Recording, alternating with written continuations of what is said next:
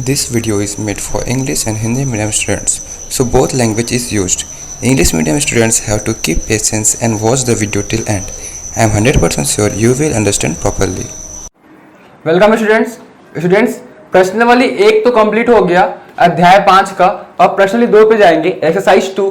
तो एक्सरसाइज 2 में हम नया क्या सीखेंगे कि एक राशि को 2 या 3 यानी कि एक से ज्यादा भाग में बांटना। ठीक है, एक राशि जैसे कि क्वांटिटी, जैसे कि हमें रुपए को बांटना है। ठीक है, अगर लेट सपोज एक एग्जांपल लेते हैं कि हमारे पास 90 रुपीज है। ठीक है, 90 रुपए है। इस 90 रुपए को हमें 3 भागों में बांटना है। ठीक है, तो ऐसा 2-3 केस हो सकता है। या तो हो सकता है कि भाई 3 बराबर भाग में बांट दो। ठीक है, इक्वल पार्ट्स में, तो इक्वल पार्ट्स में डिवाइड करना, डिवाइड बाई 3 कर देंगे तो आ जाएगा। ठीक है, लेकिन अगर ये कुछ अनुपात में बांटना होगा तो यानी कि कुछ ऐसा देखो, जैसे कि ये 90 रुपए है, इसे 3 बच्चों पर बांटना है। ठीक है, जैसे कि ए बी सी, ऐसा कि ए को जो है वो लेट सपोज 2 रहना चाहिए। ठीक है, 2 गुना मिलना चाहिए कुछ कांस्टेंट नंबर का, और बी को 3 मिलना चाहिए और सी को 4 मिलना चाहिए। यानी कि अनुपात है, इस अनुपात में डिस्ट्रीब्यूट करना है इस अमाउंट को। ठीक है ना, ये जो अनुपात है ना, ये जो रेशियो है उसके हिसाब से हमें पैसा देना है। ठीक है, ए बी सी को, ऐसा कि 90 रुपीज जो है उसमें से ऐसा 2 हिस्सा ए को मिलना चाहिए, 3 हिस्सा बी को और चौथा हिस्सा सी को मिलना चाहिए। ठीक है, ऐसा। तो इसके लिए हम क्या करेंगे, तो हमें सपोज ये क्या दिया, अनुपात दिया है ऐसा कि ए बी सी ये दिया हुआ है। ठीक है, ए बी सी ऐसा दिया हुआ है कि टोटल अगर हम प्लस कर दे तो 90 आ जाए। ठीक है, यानी कि 90 को हमें ऐसे कुछ डिस्ट्रीब्यूट करना है, ऐसे बांटना है कि ए बी सी में चले जाए और जो कि 2, 3 और 4 का अनुपात हो।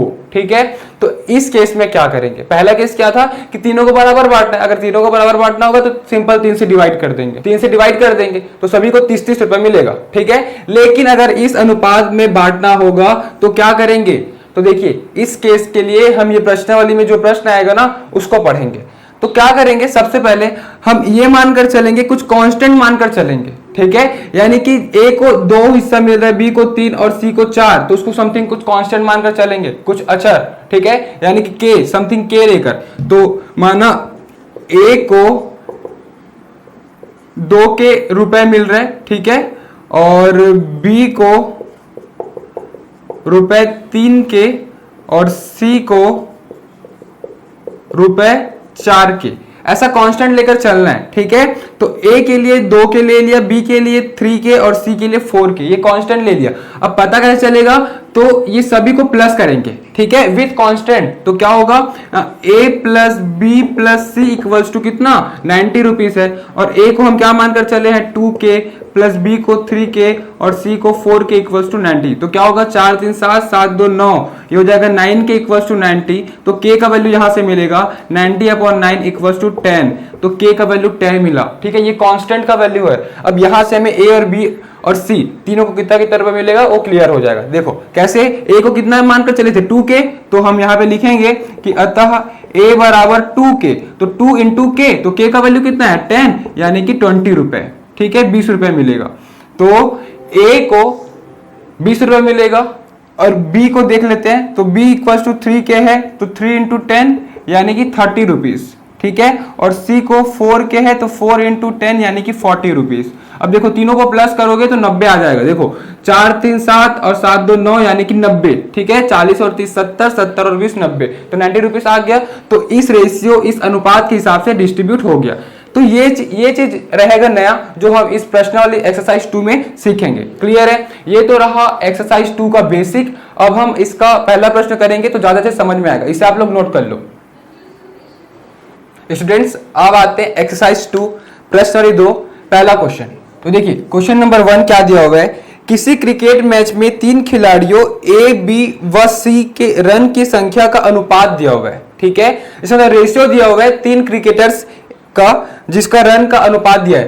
तो ए बी और सी ये तीनों का अनुपात दिया हुआ है हमें। ऐसा दिया हुआ है कि ए इज टू बी, तो ए इज टू बी बराबर है बी इज टू सी के साथ, और जो कि है 1:2, 1:2 के अनुपात में है। यदि तीनों खिलाड़ियों के कुल रन की संख्या 364 है, इसका मतलब अगर 3 खिलाड़ी है ए बी सी, तीनों के रन को अगर मैं मिला दूं तो कितना हो रहा है, 364 हो रहा है, ठीक है।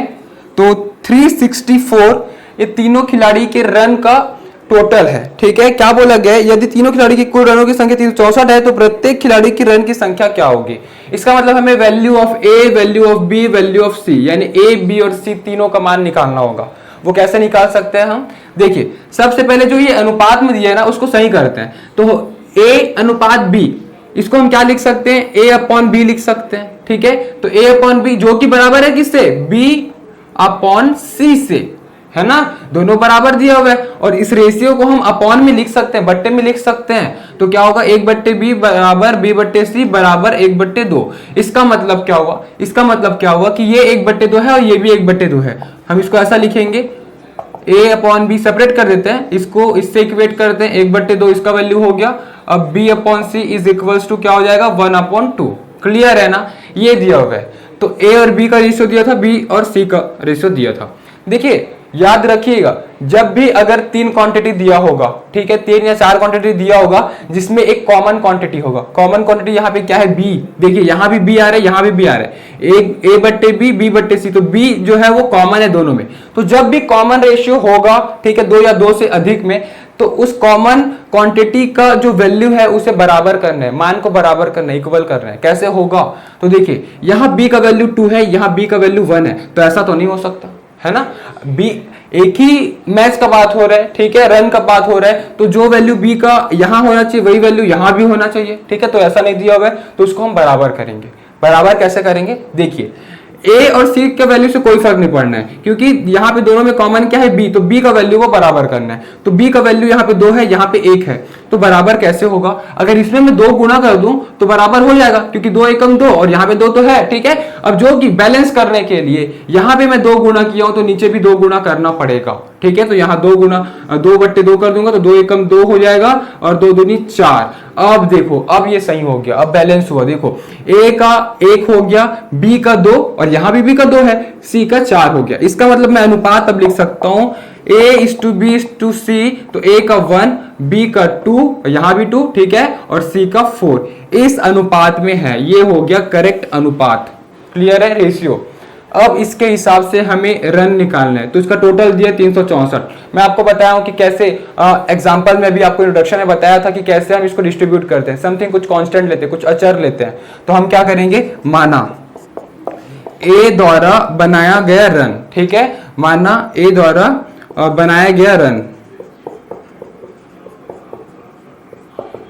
कि कुछ कांस्टेंट लेंगे, तो यहाँ पे 1 है तो 1k ले लेते हैं, ठीक है। फिर वैसे ही लिखेंगे b द्वारा बनाया गया रन, क्या होगा 2k। वैसे लिखेंगे c द्वारा बनाया गया रन, ये हो जाएगा 4k, ठीक है। यही रेशियो होगा, कुछ कांस्टेंट मल्टीप्लिकेशन में रखते हैं। अब क्या करेंगे, अकॉर्डिंग टू क्वेश्चन, ठीक है, प्रश्नानुसार तीनों का जो योग है वो दिया है 364। तो तीनों का योग करते हैं विथ कांस्टेंट। तो क्या होगा, 1k plus 2k plus 4k। यहां पे मैं लिख सकता हूं a plus B plus C equals to 364 ये दिया हुआ है, ठीक है। अब इसको हम सॉल्व करते हैं। तो क्या होगा, 4 5 6 6 1 7, यानी कि हो जाएगा 7k इज इक्वल टू 364। तो k का वैल्यू आएगा 364 डिवाइड बाई 7। क्या होगा, देखिए ये होगा 7 5 35 14, यानी कि 7 दूनी 14, 54। इसका मतलब k इक्वल्स टू 54 आ गया, ठीक है। तो k इक्वल्स टू 54 आ गया वैल्यू। अब ये किसी का रन नहीं है, ठीक है, ये क्या है, ये कांस्टेंट नंबर है। अब हमें रन निकालना है, ठीक है। तो क्या सपोज करके चले थे, a द्वारा बनाया गया रन 1k, तो 1 से इंटू करना है k का वैल्यू को, ठीक है। तो हम यहां पे लिखेंगे प्रत्येक द्वारा बनाया गया रन। क्या हो जाएगा, देखिए a द्वारा बनाया गया 1k था, तो a इक्वल्स टू 1k होगा, और 1 इंटू k, और k का वैल्यू कितना है 54। तो 54 इंटू 1 क्या होगा, 54 रन होगा। तो a कितना 54 रन बनाया है। क्लियर। अब b का निकालेंगे तो b इक्वल्स टू क्या था, 2k था, ठीक है। तो b इक्वल्स टू 2k, यानी कि 2 इंटू k का वैल्यू क्या है था 54। तो क्या होगा, 4 दूनी 8 5 दूनी 10, 108 रन। तो ये हो गया b द्वारा बनाया गया रन 108। अब लास्ट c, तो c क्या था 4k, तो 4 इंटू के इज इक्वल्स टू हम क्या लिख सकते हैं, 4 इंटू के का वैल्यू 54। तो क्या होगा, 4 चौक 16 का 6 कैरी 1, 5 चौक 20 और 21 216 रन, ठीक है। तो सी द्वारा बनाया गया रन 216 होगा। क्लियर है, समझ में आया? तो ये हो जाएगा इसका कंक्लूजन। अतः ए द्वारा 54 रन, बी द्वारा 108 रन और सी द्वारा 216 रन बनाया गया। क्लियर है? तो इस प्रकार से बनेगा यहाँ प्रश्न क्रमांक 1, इसे आप लोग नोट कर लीजिए। अब आते हैं क्वेश्चन नंबर 2 पर। तो देखिए प्रश्न क्रमांक 2 क्या दिया हुआ है, 3 कर्मचारी ए, बी व सी के वेतन का अनुपात दिया हुआ है, ठीक है। तो 3 कर्मचारी है, कर्मचारी ए, बी और सी, ये तीनों का अनुपात हमें दिया है, यानी कि A:B:C हमें दिया हुआ है 2:3:5, ये हमें दिया हुआ है। यदि उनके वेतन में क्रमशः 15%, 10%, 20% की वृद्धि कर दी जाती है। अब देखो ये तो अभी इसका वेतन का, ये तीनों कर्मचारी के वेतन का अनुपात है ये, ठीक है, रेशियो है।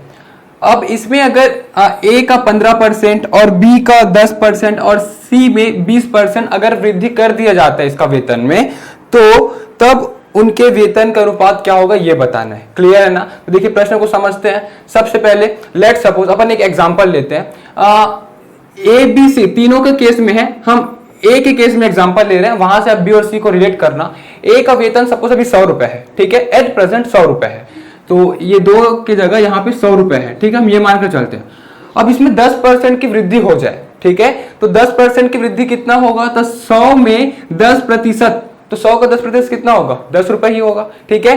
तो 10% का जब वृद्धि होगा तो क्या होगा, 10 रुपए होगा।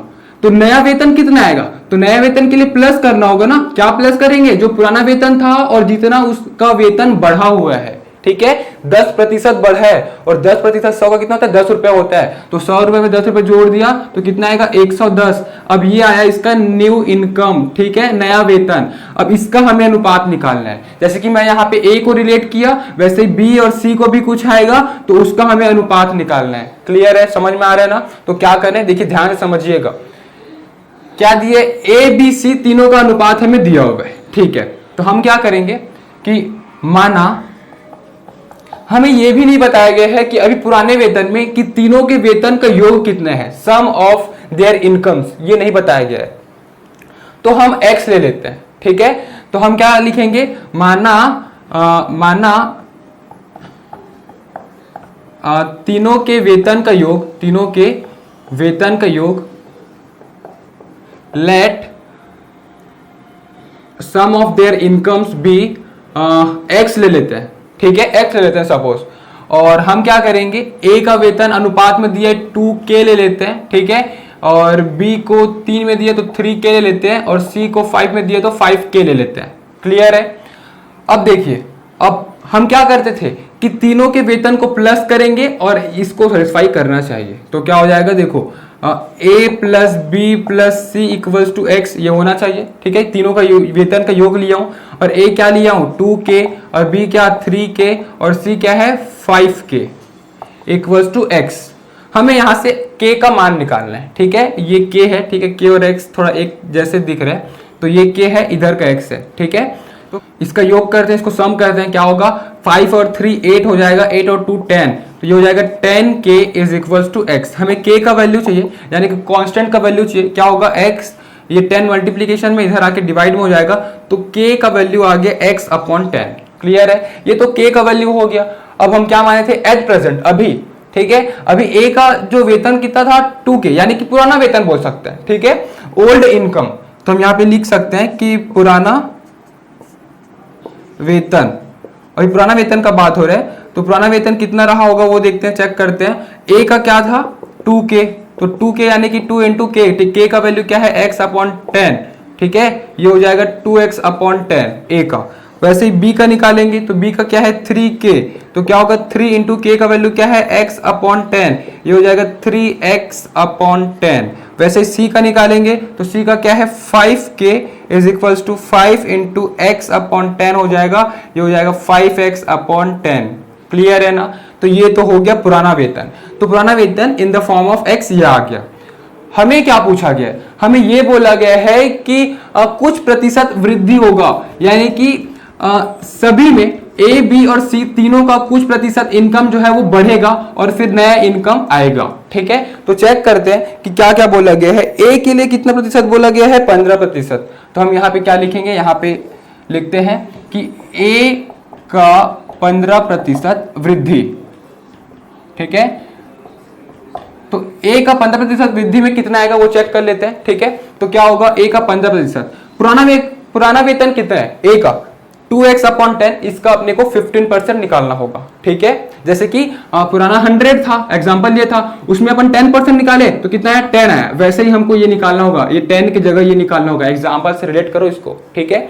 क्या होगा 15% किसका, ए का, तो क्या हो जाएगा a is equals to 15% of a is equals to लिखते हैं, ठीक है। वो तो खैर मैं ऊपर में हेडिंग दिया हुआ हूं, तो डायरेक्ट हम इसको लिखते हैं, क्या होगा 10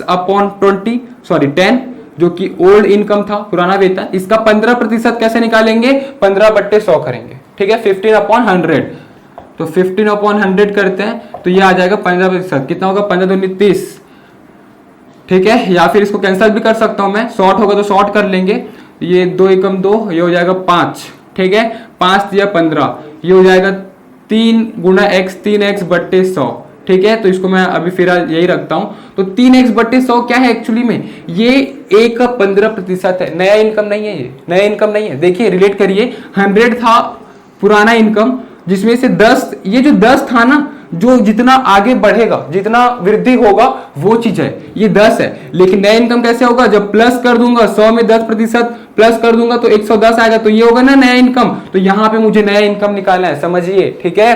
तो क्या लिखेंगे यहां पे, ए का नया वेतन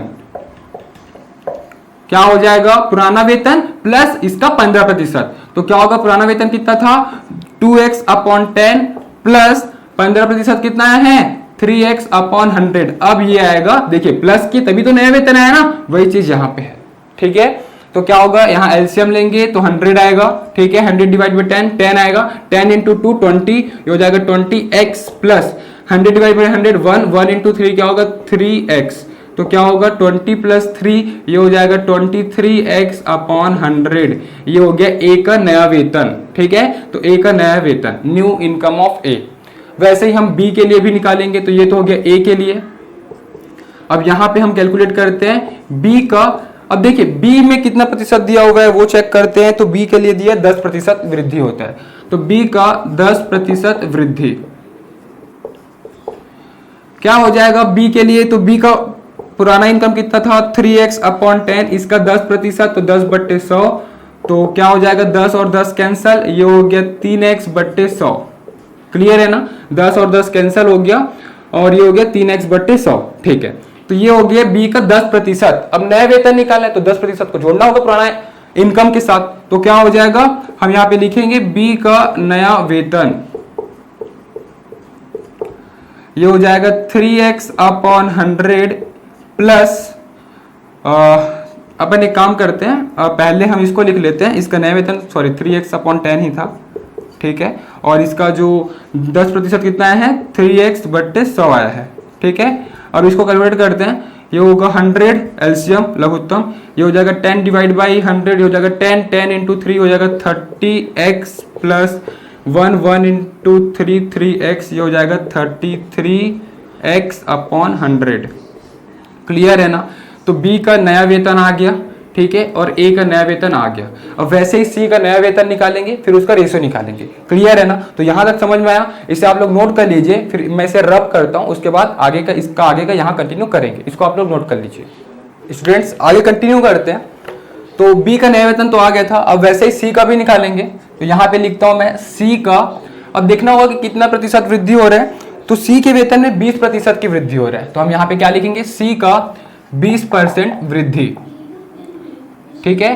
तो 20% वृद्धि में क्या होगा, सी का पुराना वेतन कितना था, तो सी का 20% वृद्धि देखते हैं, तो सी का पुराना इनकम कितना था, ओल्ड इनकम कितना था, तो यहां पे मैं लिखा था क्या हुआ था 5x/10 आया था, ठीक है। अब वीडियो को थोड़ा सा बैक करके, ठीक है, बैक करके देख सकते हैं कि जो सी का ओल्ड इनकम था वो कितना था 5x/10, ठीक है। तो ये था, अब हमें क्या करना है, इसका 20% निकालना है, तो 20% यानी कि 20/100 करेंगे, ठीक है। कितना आएगा देखिए, ये हो जाएगा 5 एकम 5, 5 दूनी 10, ये 2 और ये हो जाएगा 10, तो ये हो जाएगा 10x/100। देखिए ये और सिंप्लीफाई हो सकते हैं, लेकिन मैं सिंप्लीफाई क्यों नहीं कर रहा हूं, क्योंकि इसके पीछे एक रीजन है कि ए, बी और सी का जो नया इनकम आएगा ना, उसका जो डिनोमिनेटर होगा, हर होगा ना नीचे का, वो 100 ही रहेगा, कॉमन रहेगा। तो तीनों कॉमन रहेगा तो कैंसिल करते बनेगा, ठीक है, इसलिए मैं इसको कॉमन रख रहा हूं, इसलिए मैं इसको कैंसिल नहीं कर रहा हूं, ठीक है। अब ये तो हुआ सी का 20% इतना हुआ, तो सी का नया वेतन भी कुछ होगा जो कि ये प्लस होगा इसके साथ, पुराना इनकम के साथ। तो हम क्या लिखेंगे, सी का नया वेतन, न्यू इनकम ऑफ सी। क्या हो जाएगा, पुराना वेतन कितना था इसका 5x/10 था, जिसमें से इसका 20% वृद्धि हुआ है, वो प्लस हो जाएगा। लघुत्तम कितना आएगा, 100 आएगा, ठीक है। 100 भागे 10, 10 पंचे 50x प्लस ये हो जाएगा 10x, क्लियर है ना। ये हो जाएगा कितना, 50 और 10 60x/100। अब ये क्या हो गया, सी का नया वेतन, क्लियर है ना। अब हमें क्या निकालना है, ए बी सी तीनों का नया वेतन का अनुपात। तो हम यहाँ पे क्या लिखेंगे, ए बी और सी का नया वेतन का अनुपात, रेशियो क्या हो जाएगा, देखिए A/B/C ऐसा लिखेंगे। ए का वैल्यू कितना आया था नया वेतन में, 23x/100 इस टू बी का कितना आया था 33x/100 और सी का कितना आया था 60x/100। अब देखो तीनों में जो 100 है ना कॉमन दिख रहा है, तो ये कैंसिल हो जाएगा, ठीक है। और क्या कॉमन दिख रहा है, ऊपर में देखिए अंश में x कॉमन दिख रहा है, तो कितना हो गया 23:33:60। अगर ये तीनों आपस में कैंसिल होता, कुछ कॉमन चीज से कैंसिल होता, जैसे 2 से अगर होता तो हम इसको काटते, लेकिन ये कैंसिल नहीं हो रहा है, ठीक है। 23, 33 और 60 तीनों कैंसिल नहीं हो पाएगा कॉमन चीज से, तो यही इसका क्या होगा, शॉर्टेस्ट फॉर्म हो जाएगा, सरल रूप हो जाएगा। तो हम क्या लिखेंगे, A/B/C is equals to 23:33:60, clear है। हम ये कंक्लूजन लिखेंगे, अतः ए बी और सी का नया वेतन का अनुपात 23:33:60 होगा, क्लियर है। तो इस प्रकार से बनेगा यहाँ प्रश्न, इसे आप लोग नोट कर लीजिए और इस चैनल को सब्सक्राइब जरूर कर देना, बेल आइकन दबाना मत भूलना और जितना ज्यादा हो सके शेयर जरूर करना। मिलते हैं अगले वीडियो में।